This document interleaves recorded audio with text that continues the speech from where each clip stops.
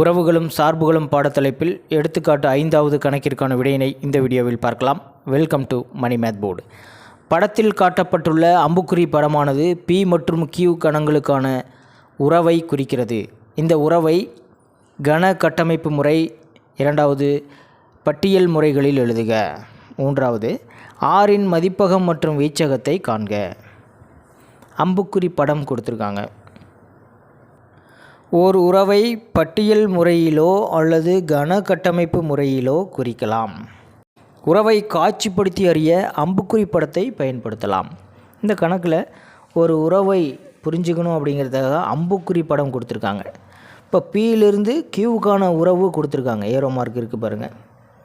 5க்கும் 3க்கும் ஒரு உறவு, 6, 4, 7, 5க்கு உறவு இருக்குது அப்படிங்கிறத சொல்லியிருக்காங்க.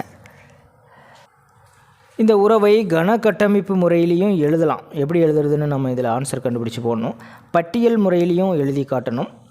இந்த உறவு Rன் மதிப்பகம் மற்றும் வீச்சகத்தை கண்டுபிடிக்கணும். முதல்ல இந்த அம்புக்குறி படத்தை பயன்படுத்தி உறவு என்ன அப்படிங்கிறத எடுத்து எழுதிடலாம். R சமம் 5, 3, 6, 4, 7, 5. இந்த உறவை அடுத்தது கன கட்டமைப்பு முறையில் எழுதணும். ஒரு கணத்தை கன கட்டமைப்பு முறையில் எப்படி எழுதுறதுன்னு 9ஆம் வகுப்பில் படிச்சிருப்போம். இப்போ இந்த வரிசை சோடியை, அதுவும் இந்த உறவை கன கட்டமைப்பு முறையில் நம்ம எழுதணும்.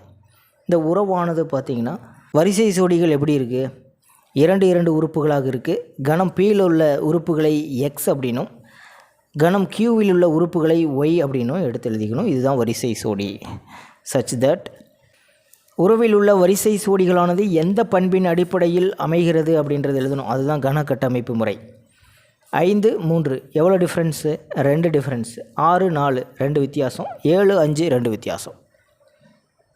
இப்போ X - 2 இந்த Y என்ற உறுப்பானது Xயிலிருந்து 2ஐ கழித்தால் Y என்ற உறுப்பு நமக்கு கிடைச்சிடும்.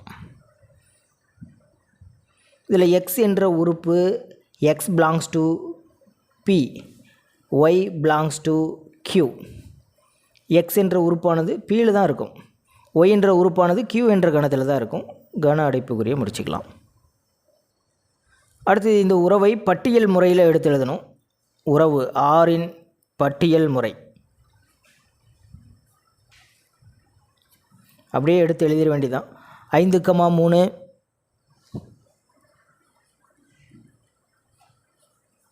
6, 4, 7, 5. அடுத்து இந்த உறவின் மதிப்பகம் மற்றும் வீச்சகத்தை கண்டுபிடிக்கணும். இந்த உறவு கண்டுபிடிச்சோம் இல்லையா, இதனுடைய வரிசை சோடிகளின் முதல் உறுப்புகள் தான் மதிப்பகம். இப்போ முதல் உறுப்புகள் என்னது? 5, 6, 7. இப்போ 5, 6, 7. Rன் வீச்சகம் கண்டுபிடிக்கலாம். இந்த உறவு வரிசை சோடிகளின் 2வது உறுப்பு 3, 4, 5. P என்ற கணத்திலிருந்து நாம் அந்த உறுப்புகளை எல்லாத்தையும் எடுத்து எழுதிடக்கூடாது. இந்த உறவில் இருக்கிற முதல் உறுப்புகளை மட்டும்தான் மதிப்பகமாக எடுத்துக்கணும். வீச்சகம் இதில் இருக்கிற 2வது உறுப்புகள்.